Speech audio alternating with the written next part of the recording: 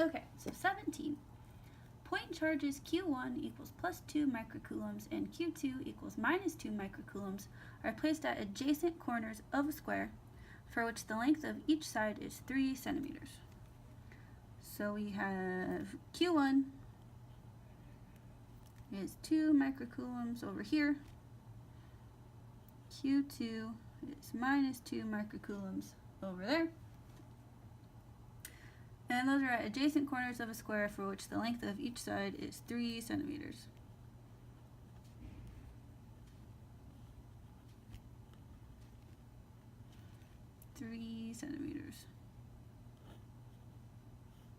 Okay. Point A is at the center of the square.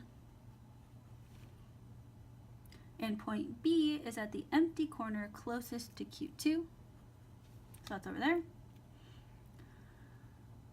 Take the electric potential to be 0 at a distance far from both charges. So A, what is the electric potential at point A due to Q1 and Q2? And what is the electric potential at point B? All right, so for part A, what's the electric potential at part A? So our electric potential is KQ over R. So here, these are our values. Just like with finding electric field and electric force and stuff, R is the distance between the charge and the point you care about. So here, okay, so we can find R by taking the hypotenuse of this distance to here. So that's going to be 1.5, 1.5. So if we plug that into our handy dandy calculator, which if you know this person, I have their calculator. I'm going to figure out how to work this darn thing. Okay, 1.5 squared plus 1.5 squared, square root of 2'd. So R is 2.12 centimeters. Okay, so here at point A, my potential is going to be K Q over R, which is going to be 8.98 times 10 to the 9 newtons per coulomb meter. I don't remember my units today, whoops. Alright, times Q, that's going to be 2 times 10 to the minus 6 coulombs over R, which is going to be 2.12 times 10 to the minus 2 meters, and then plus the other one. But oh my goodness, something bad is gonna happen. Can you see what it is?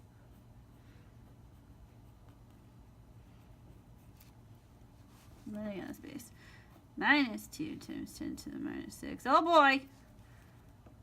So these are the same number. One's a plus and one's a minus. Oh no, my voltage is 0. 0 volts. So the cool thing about potential as compared to electric field is that it is a scalar value, which means the direction plays no part. So since point A is equidistant from this charge, and they have equal but opposite charges, the potential at point A is 0, as we have shown here. Alright, point B on the other hand is going to be different because point B is all the way over here, which is not equidistant from 1 and 2. So let's look at our voltage there. So we got KQ1 over R1 plus KQ2 over R2.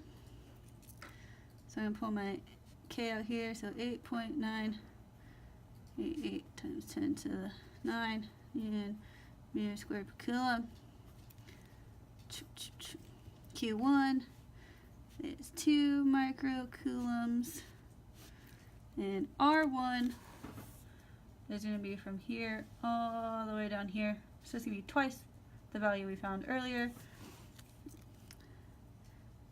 So that's 2 times 2.12 times 10 to the minus 2 meters. Okay, and then plus a minus 2 microcoulombs over R2 is from here to here, so that's 3 centimeters.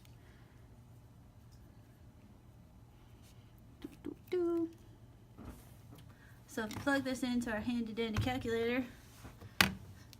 Okay, 8.988 times 10 to the 9, whoops, back. Alright, parenthesis, wait, times 2 times 10 to the minus 6. Oh, damn it. Calculators are hard. Divided by 2 times 2.12 times 10 to the minus 2. Yeah.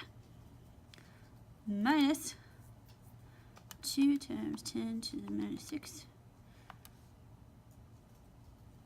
Divided by 3 times 10 minus 2. Splat, splat. Go. My potential is minus 17.5, we'll say kilovolts.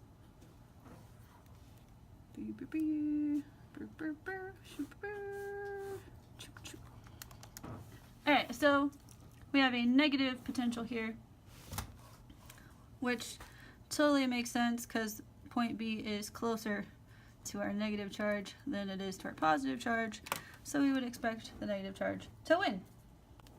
Okay, so for part C,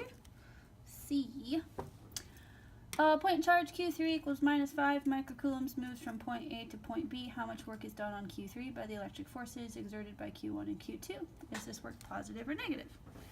Alright, so our work is equal to, what is it, minus Q delta V or Q delta V? I don't remember. Aha! The work to go from A to B is equal to UA minus UB. So, in this case, potential energy is charge times voltage.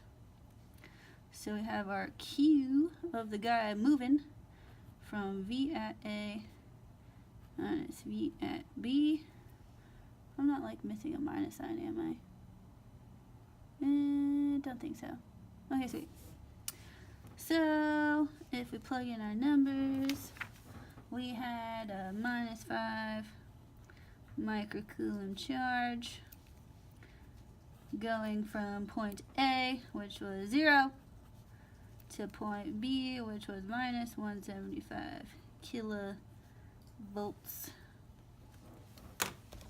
Let's go splat.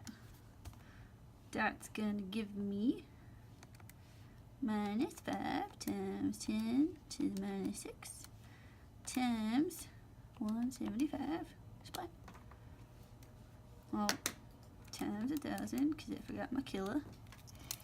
That is minus 0.875 joules.